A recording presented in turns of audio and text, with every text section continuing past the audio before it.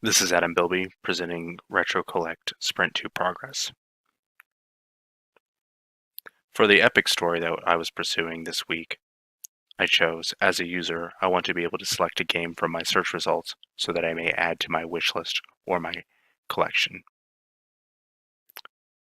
The child story for this, the first of two, was, as a user, I want to be able to long click on a search result and see an option between adding the game to my wish list or collection so that I may add games to either.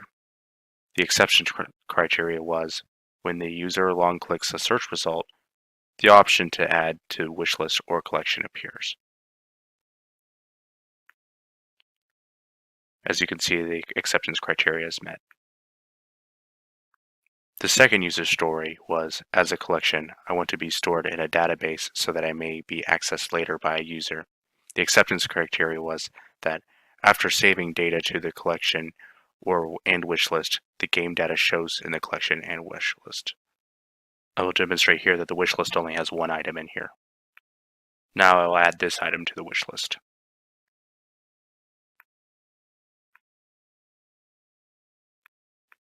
Upon accessing the wish list, we can see the new item added to it. These are the current items in the collection.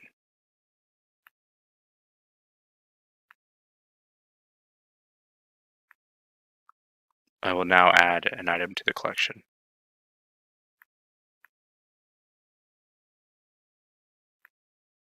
Looking at the collection, the new item has been added. This meets the acceptance criteria.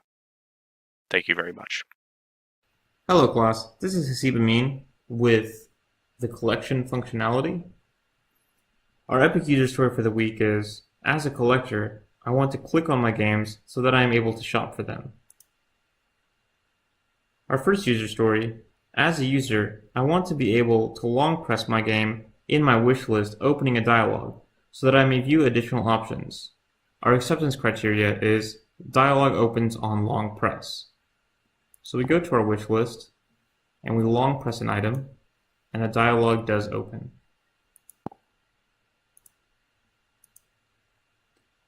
As a dialog in the wish list, I want to contain multiple buying options so that the user may select between them. Acceptance criteria. Dialog contains options for local and online merchants. So we open the dialog again and we see that there are two options for local and online merchants. As a user, I want to view online buying options after selecting online merchant so that I may make a buying decision. Acceptance criteria. The user is sent to an Amazon search for the game. So we select online, click OK, and Amazon opens up with the search for the game that we searched for.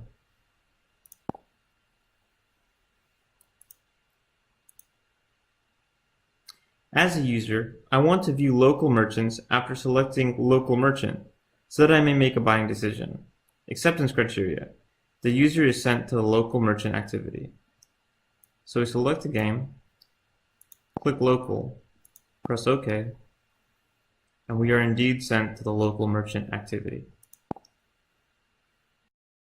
Hello, my name is Garrett Clement, and I'm here to talk to you today a little bit about what we got done on the local merchant activity during this sprint.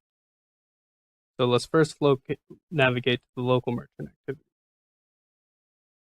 User story. As a marker, I want to be able to be clicked so that I can show details about the store. Acceptance criteria. When a marker is clicked, a dialog fragment is launched. So we can click this and it shows that this is Vintage Stock's dialog fragment.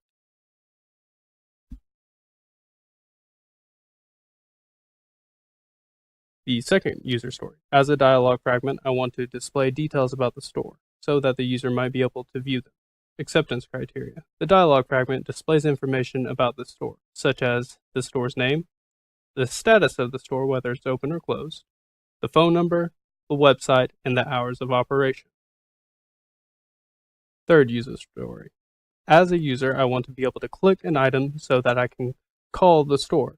Acceptance criteria. When the phone number item is clicked, a dialer app is launched. So when we click the phone number, it launches the dialer app with the phone number ready to be called.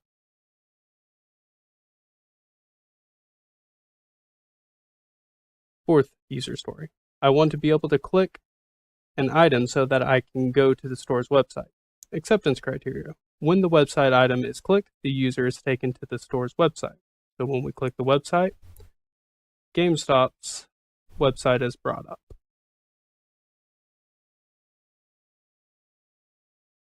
That pretty much concludes what we achieved on the local merchant activity for this week. Hello, this is Nicolas Clemmons, and I'm going to talk to you about the user stories that I completed during Sprint 2. First, we're going to begin with an epic user story.